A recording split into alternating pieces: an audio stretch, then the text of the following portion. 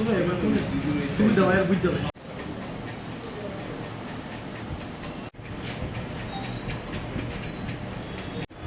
এই মাসের 19 তারিখ আমাদের এখানে একটি চুরির কেস আমরা রেজিস্ট্রেশন করি আমাদের এলাকারই একজন নাগরিক দীপক দাসের কমপ্লেনের উপরে।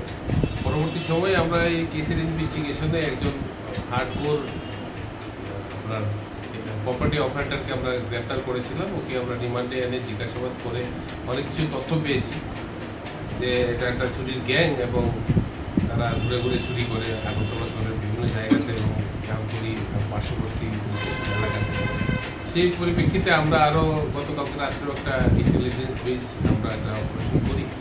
এই অপারেশনের মূলে আমাদের পুলিশের স্টাফ এবং টিএসআরের স্টাফরা মিলে আমরা একজন কুখ্যাত একজন হার্ডকোর একজন চোরকে আমরা গ্রেপ্তার করতে সক্ষম হই।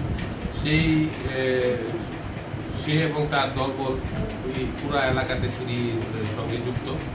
তাদের কাছ থেকে আমরা হাউস ব্রেকিং টুলস এবং আরও কিছু সামগ্রী আমরা সিজ করি এবং আজকে তাকে আমরা আদালতে প্রডিউস করব পুলিশ রিমান্ডের জন্য। তার থেকে অনেক কিছু তথ্য বেরিয়ে আসবে এবং যেই সকল জায়গাগুলিতে ওরা চুরি করেছে ওই স্বীকারোক্তিও দিয়েছে।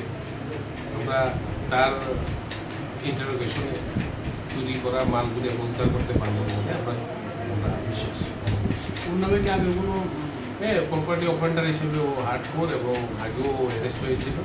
ও এবং ওর দলবল তারা সবাই অ্যাক্টিভ।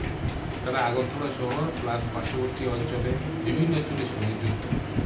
তাদের একটা মানে গত কিছুদিন আগে তো আমরা তাদের একজন লিডারকে আমরা ধরেছিলাম। আজকে তাদের একজন মোস্ট ওয়ান্টেড পার্সনকে আমরা গ্রেপ্তার করতে সক্ষম হয়েছি। কোন জায়গা থেকে আটক করেছে? চারিপাড়ে।